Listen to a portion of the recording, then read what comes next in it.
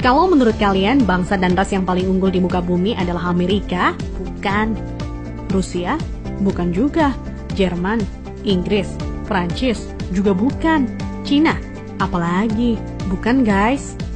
Menurut ahli DNA dari Oxford University, Stephen Oppenheimer, pada acara bedah bukunya berjudul Eden in the East, Surga di Timur, bahwa induk peradaban manusia modern bukan berasal dari Mesir, bukan dari Mediterania, dan tidak juga dari Mesopotamia, bukan pula dari Barat apalagi Cina, tetapi peradaban manusia modern justru dari Indonesia. Iya guys, bangsa ini merupakan pewaris tunggal kejayaan bangsa-bangsa besar di masa lalu. Dan agaknya, Profesor Arício Santos dari Brasil pun selaras dengan teori Oppenheimer. Dalam buku Atlantis The Lost Continent Finally Found, ia menyatakan bahwa titik Atlantis itu ada di Sundaland. Jadi guys, kita tidak pantas bersikap kerdil dengan memelihara sindrom inferior akut alias rasa minder terhadap bangsa luar. Kenapa? Karena nenek moyang kita dulu adalah bangsa yang unggul. Nenek moyang bangsa-bangsa. Jelas ya guys? Lantas, kenapa ada sejarawan menyebut bahwa nenek moyang kita itu tidak beradab, bodoh, penyembah berhala? Itu faktor penjajahan atau kolonisasi guys, yakni pembodohan, pengaburan, dan pembengkokan sejarah oleh kaum penjajah. Menurut Juri Lina dalam buku Architect of Deception, Secret of Freemasonry, ada 3 cara melemahkan dan menjajah suatu negeri. Pertama, kaburkan sejarahnya. Kedua, hancurkan bukti-bukti sejarah bangsa itu hingga tidak bisa lagi diteliti dan dibuktikan kebenarannya. 3, putuskan hubungan mereka dengan para leluhur dengan mengatakan bahwa leluhur itu bodoh dan primitif. Guys, sejarah Nusantara ini dibikin oleh kaum penjajah seolah-olah hanya dimulai dari era kemerdekaan atau paling jauh di era Raja-Raja Nusantara dulu versi penjajah. Tahu nggak sih guys, ribuan tahun lalu Nusantara terbagi dalam 3 era loh. Era pertama disebut era Wangsa Keling. Wangsa artinya bangsa, sedang Keling artinya kuat. Jadi Wangsa Keling maksudnya adalah bangsa yang kuat.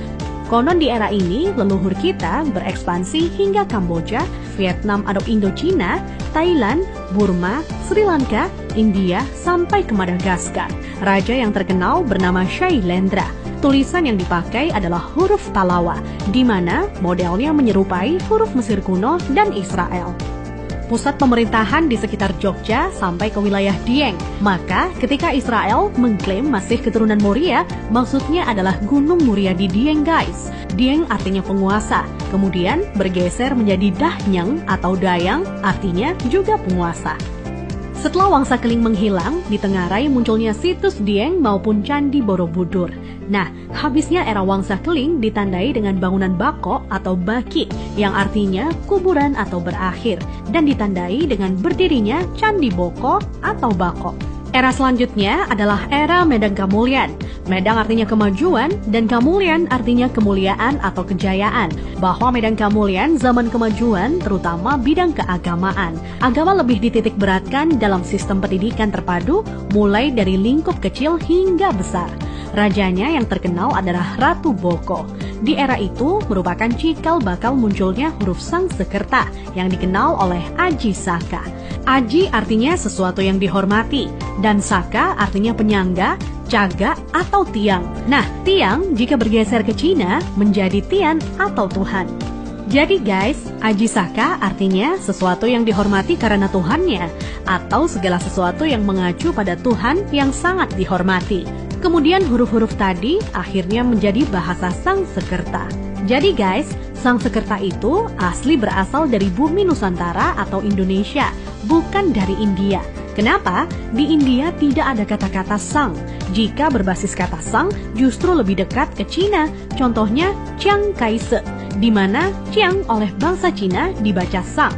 Jadi guys, sang itu berasal dari bahasa asli Indonesia tempo dulu, yakni bahasa Saka. Huruf yang dipakai di era Ratu Boko adalah Sangsekerta. Iya, kerta artinya 4, sedang sang asal kata wangsa atau bangsa. Jadi, Sangsekerta itu 4 bangsa yang meliputi antara lain, pertama, bangsa Qin yang meliputi bangsa Cina sendiri, Vietnam, Laos, dan Kamboja. Kedua, bangsa Thai meliputi Burma dan Thailand. Ketiga, bangsa Afrika yakni Madagaskar, Sri Lanka, India, dan lain-lain hingga Mesir disebut sebagai bangsa Afrika.